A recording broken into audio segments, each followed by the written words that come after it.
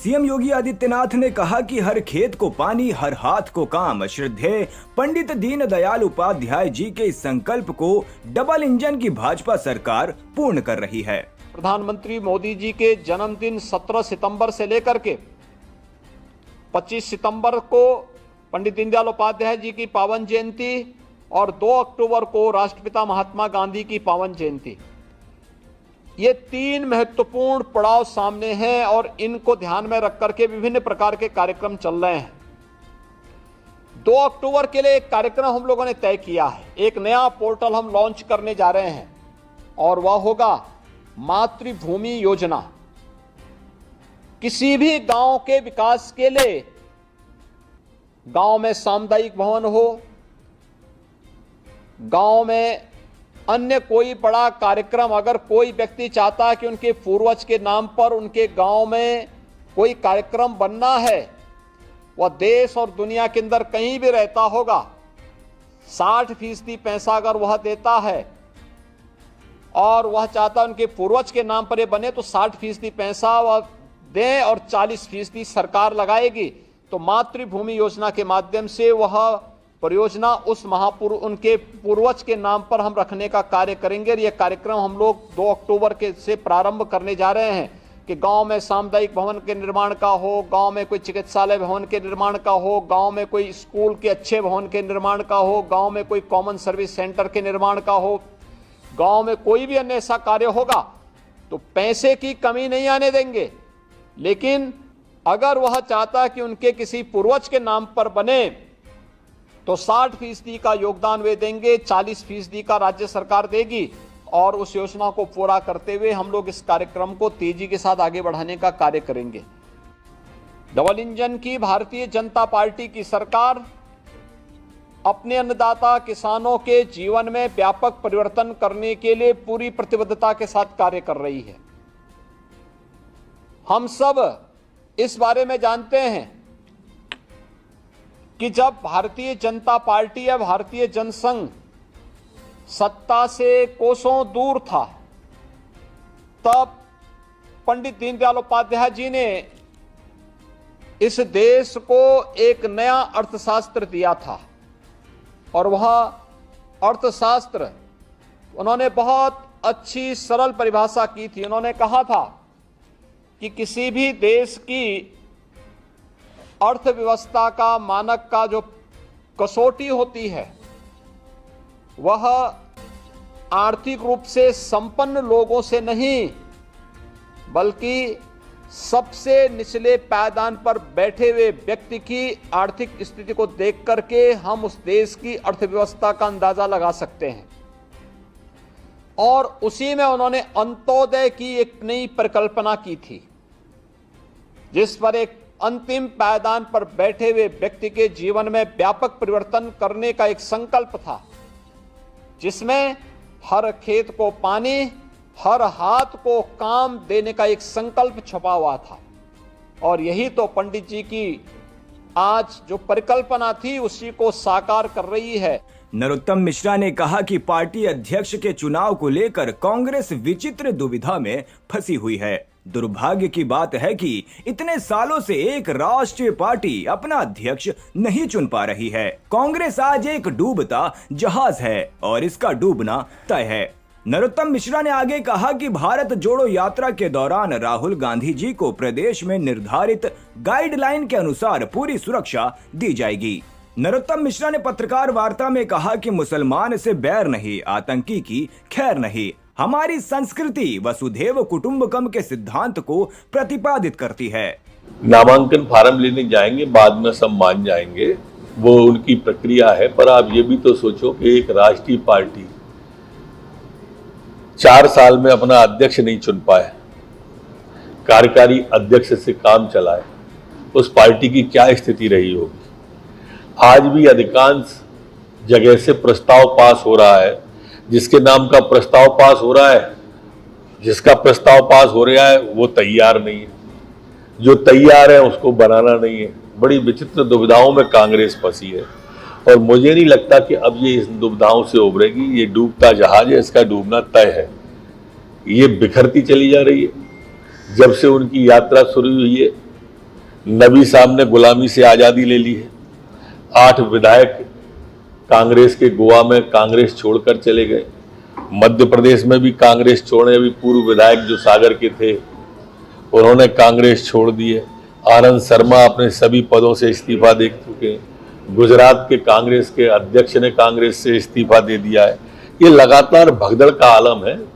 आते यात्रा समाप्त होते होते तक वही स्थिति होगी कि इस दिल के टुकड़े हजार हुए, कोई यहाँ गिरा कोई वहां गिरा। पूरी सुरक्षा रहेगी उनकी, जो उनको, वो तो वैसे भी सुरक्षा के अधिकारी हैं केंद्र की गाइडलाइन के तहत। लेकिन मैं ये प्रार्थना जरूर करूंगा कि जब वो मध्य प्रदेश की सीमा में आए तो बताएं कि मध्य प्रदेश के पिछले चुनाव में उन्होंने 10 दिन के अंदर किसानों का 2 लाख का कर्जा माफ किया था। किसी एक किसान को जिसका 10 दिन में 2 लाख का कर्जा माफ हुआ वो अपने साथ लेके चले। उन्होंने नौजवानों को बेरोजगारी भत्ता 4,000 रुपये महीने देने का कहा था। 15 महीने सरकार रही तो 15 चौक 60,000 रुपये वाला कोई एक नौजवान जिसको 60,000 मिले हों या 4,000 भी मिले हों तो वो 4,000 वाले को भी लेकर अपने साथ चले। और ज़रूरी नहीं हमारे सवाल का जवाब दें, हम चाहते हैं कि वो मीडिया को दिखाएं, मीडिया के माध्यम से हम तक। और अगर ऐसा नहीं करते हैं तो झूठ बोलने का लिखित में जो पाप कांग्रेस ने किया है उसके लिए क्षमा मांग। एटीएस और एनआईए के द्वारा ज्वाइंट ऑपरेशन कल इंदौर और उज्जैन में किया गया था। देश में कई जगह पीएफआई की गतिविधियों पर एनआईए के द्वारा कार्रवाई की गई है। उसमें मध्य प्रदेश के इंदौर और उज्जैन भी शामिल है। 4 लोगों को कल एटीएस ने गिरफ्तार किया है। एक अब्दुल करीम, अब्दुल साजिद, मोहम्मद जावेद और मोहम्मद जमील, ये उज्जैन के हैं, बाकी 3 इंदौर के हैं। इन तीनों पर यूएपीए के तहत कार्रवाई हुई है। इसकी यूएपीए की धाराएं लगाई गई हैं राष्ट्र विरोधी गतिविधियों का। आज उन्हें पेश करके अदालत में रिमांड मांगा जाएगा। प्रारंभिक जानकारी में भी राष्ट्र विरोधी गतिविधियों में ट्रेनिंग देना, ब्रेन वॉश करना, इस तरह की चीजें आई। बहुत स्पष्ट सोच है, शुरू से ही है। और वो स्पष्ट सोच ये है कि मुसलमान से बैर नहीं, आतंकी की खैर नहीं। हम किसी धर्म या मजहब के खिलाफ नहीं है, ये इसी बात का द्योतक है। हम तो रहीम के उपासक रहे हैं, रसखान के उपासक रहे हैं, जो रहीम कहते थे कि धूर लेत सर पे धरें कहो रहीम के ही काज, जही रजमुन पुतनी तजी ते ही ढूंढे गजराज। हम रसखान के उपासक रहे हैं जिसने कहा था कि मानुस हो तो वही रसखान बसो, ब्रज गोकुल गाँव के ग्वालन बीच। हमारी संस्कृति वसुधैव कुटुंबकम के सिद्धांत को प्रतिपादित करती है और इसलिए श्रद्धेय का, माननी का जाना निश्चित रूप से बहुत अच्छा संकेत है। शिवराज सिंह चौहान ने कहा कि हमारे संतों एवं ऋषियों ने ईश्वर को प्राप्त करने के 3 मार्ग बताए हैं। ज्ञान, भक्ति और कर्म तीनों के त्रिवेणी संगम थे परम पूज्य ब्रह्मलीन जगत गुरु शंकराचार्य जी महाराज। 9 वर्ष की आयु में ही उन्होंने घर छोड़ दिया था। वो महान देशभक्त भी थे। ईश्वर को प्राप्त करने के सीधा पकड़ो, अरे ऊपर पकड़ो। 3 मार्ग हमारे संतों ने, ऋषियों ने बताए। ज्ञान मार्ग, भक्ति मार्ग और कर्म मार्ग। लेकिन ज्ञान, भक्ति और कर्म तीनों के त्रिवेणी संगम थे। परम पूज्य ब्रह्मलीन जगतगुरु शंकराचार्य जी महाराज बचपन से ही उद्भट विद्वान, थोड़े आगे, वैराग्य की वृत्ति, 9 साल की आयु में ही घर छोड़ दिया। लेकिन महान देशभक्त भी थे। ज्ञान पिपासा तो शांत की ही उनमें, लेकिन आजादी की लड़ाई में भी भाग लिया। 19 महीने जेल रहे और क्रांतिकारी साधु कहलाए। उन्होंने धर्म की जय हो, अधर्म का नाश हो, प्राणियों में सद्भावना हो और विश्व का कल्याण हो, विश्व कल्याण के लिए और भारतीय संस्कृति, सनातन संस्कृति के माध्यम से ही वो कल्याण हो सकता है, उसके लिए उन्होंने पूरा जीवन समर्पित किया।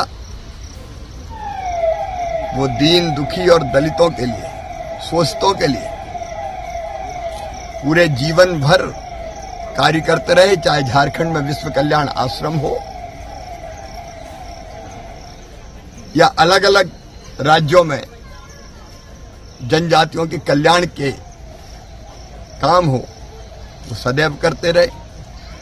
चिकित्सालय, विद्यालय, संस्कृत पाठशाला और अनेकों सेवा के कामों का भी सदैव उन्होंने संचालन किया। समान नागरिक संहिता, अयोध्या में भगवान श्री राम के मंदिर का निर्माण और गोरक्षा जैसे विषयों पर हमेशा उन्होंने देश को जगाने का काम किया। अध्यात्म जगत का सूर्य अस्त हुआ है। उनके चेहरे का तेज, उनकी वाणी का ओज, उनके ब्रह्मलीन होने के बाद भी सदैव दिखाई देता है। मैं उनके चरणों में प्रणाम करता हूं। कांग्रेस पार्टी के राष्ट्रीय प्रवक्ता कुलदीप सिंह राठौर ने कहा कि कल पीएम मोदी हिमाचल प्रदेश का दौरा कर रहे हैं। पिछले विधानसभा चुनाव से पूर्व उन्होंने यहां की जनता से सेब बागवानों को उबारने के लिए कुछ वादे किए थे, जो आज तक पूरे नहीं हो पाए हैं। क्या कल पीएम मोदी इस बारे में कोई स्पष्टीकरण देंगे? हिमाचल प्रदेश में चुनाव दस्तक दे रहे हैं। कल देश के प्रधानमंत्री हिमाचल प्रदेश का दौरा कर रहे हैं। हम प्रधानमंत्री जी को याद दिलाना चाहते हैं कि पिछले विधानसभा चुनाव से पूर्व उन्होंने हिमाचल की जनता से कुछ वायदे किए थे। जैसे उन्होंने कहा था कि हिमाचल प्रदेश में जो सेब उद्योग संकट में, उसे उभारने के लिए सेब पर जो है आयात शुल्क जो विदेशों से आता है वो 100% करने वाले, उसका अभी तक कुछ नहीं हुआ। प्रधानमंत्री जी ने कहा था कि जो कोल्ड ड्रिंक्स हैं, पेप्सी, कोक, उसमें 5% जो है सेब का जूस मिलाया जाएगा। उस वायदे का क्या हुआ, उस बारे में भी हम प्रश्न जो है प्रधानमंत्री से पूछना चाहते हैं। आज हिमाचल प्रदेश में जो सेब उद्योग है वो खतरे में। लगातार जो है सब्सिडी, चाहे वो खादों पे मिल रही है, उर्वरकों पे मिल रही है, कृषि उपकरणों पे मिल रही है, वो ख़त्म हो रही है। उसी तरह से बजाय किसानों और बागवानों की मदद करने के 18% जीएसटी जो है कृषि उपकरणों पे, खादों पे और जो गत्ते की पेटी इस्तेमाल होती है उस पर बढ़ा दिए। तो प्रधानमंत्री जी से हम चाहते हैं कि जो आपने वादा खिलाफी की है, आप उसके बारे में क्या कहना चाहेंगे? हिमाचल प्रदेश आर्थिक बदहाली की स्थिति से गुजर रहा है। 70,000 करोड़ से ज़्यादा कर्जा है। हमने हमेशा मांग की है कि हिमाचल प्रदेश को अन्य पहाड़ी राज्य की तर्ज पे जो है आर्थिक पैकेज मिलना चाहिए। क्या प्रधानमंत्री जी कल इसकी घोषणा करने वाले? और मुझे ये लगता है कि अगर वो घोषणा करेंगे भी, उससे पहले जो हिमाचल प्रदेश की जनता के साथ वादा खिलाफी हुई है उस बारे में वो अपना स्पष्टीकरण दें। प्रधानमंत्री नरेंद्र मोदी ने कहा कि आज का नया भारत नई सोच, नई अप्रोच के साथ आगे बढ़ रहा है। आज भारत तेजी से विकसित होती इकोनॉमी भी है। भारत ने 2070 तक नेट जीरो का टारगेट रखा है। अब देश का फोकस ग्रीन ग्रोथ पर है, ग्रीन जॉब्स पर है। इन सभी लक्ष्यों की प्राप्ति के लिए हर राज्य के पर्यावरण मंत्रालय की भूमिका बहुत बड़ी है। साथियों, आज का नया भारत नई सोच, नए अप्रोच के साथ आगे बढ़ रहा है।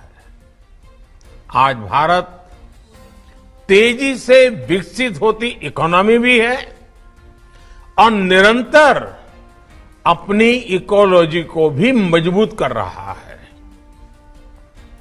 हमारे फॉरेस्ट कवर में वृद्धि हुई है और वेटलैंड्स का दायरा भी तेजी से बढ़ रहा है। हमने दुनिया को दिखाया है कि रिन्यूएबल एनर्जी के मामले में हमारी स्पीड और हमारा स्केल शायद ही कोई उसको मैच कर सकता है। इंटरनेशनल सोलर अलायंस हो, कोalition फॉर डिजास्टर रेजिलिएंट इंफ्रास्ट्रक्चर हो, या फिर लाइफ मूवमेंट, बड़ी चुनौतियों से निपटने के लिए भारत आज दुनिया को नेतृत्व दे रहा है। अपने कमिटमेंट को पूरा करने के हमारे ट्रैक रिकॉर्ड के कारण ही दुनिया भारत ने 2017 तक, यानी अभी हमारे पास करीब करीब 5 दशक है, नेट जीरो का टारगेट रखा है। अब देश का फोकस ग्रीन ग्रोथ पर है, और जब ग्रीन ग्रोथ की बात करते हैं तो ग्रीन जॉब के लिए भी बहुत अवसर पैदा होते हैं। और इन सभी लक्ष्यों की प्राप्ति के लिए हर राज्य के पर्यावरण मंत्रालय की भूमिका बहुत बड़ी है। साथियों, पर्यावरण मंत्रालय चाहे जिस किसी राज्य में हो या केंद्र में, उनके दायित्वों का विस्तार बहुत बड़ा है। इसे संकुचित दायरे में नहीं देखा जाना चाहिए। दुर्भाग्य से समय के साथ हमारी व्यवस्था में एक सोच ये हावी होती चली गई कि पर्यावरण मंत्रालय की भूमिका रेगुलेटर के तौर पर ज्यादा है। लेकिन मैं समझता हूं पर्यावरण मंत्रालय का काम रेगुलेटर से भी ज्यादा पर्यावरण को प्रोत्साहित करने का है। हर वो काम जिससे पर्यावरण की रक्षा हो रही हो, उसमें आपके मंत्रालय का रोल बहुत बड़ा है। राजस्थान के मुख्यमंत्री अशोक गहलोत ने कहा कि कोई गांधी नहीं लड़ेगा कांग्रेस अध्यक्ष का चुनाव। ये उन्होंने स्पष्ट कह दिया है कि मुझे मालूम है कि सब लोग चाहते भी हैं, पर मैं उनका सम्मान करता हूं, उनकी बातों का। प्रदेश कांग्रेस कमेटी ने प्रस्ताव पास किया, कार्यकर्ता चाहते हैं, तो मेरे दिल में उनके प्रति सम्मान बहुत ज्यादा है। देखिए, मैंने पहले भी कहा आपको कि एक बार मुझे रिक्वेस्ट करनी थी उनको, जब सब प्रदेश कांग्रेस कमेटी ये प्रस्ताव पास कर रही है कि आपको अध्यक्ष बनना चाहिए, तो फिर आप उसी रूप में आप स्वीकार कीजिए। तो मैंने भी काफी बातचीत करने की कोशिश करी, पर वो इस बात के लिए वो कह रहे हमने एक बार फैसला कर लिया कि एक बार कोई गांधी फैमिली का व्यक्ति हम उम्मीदवार नहीं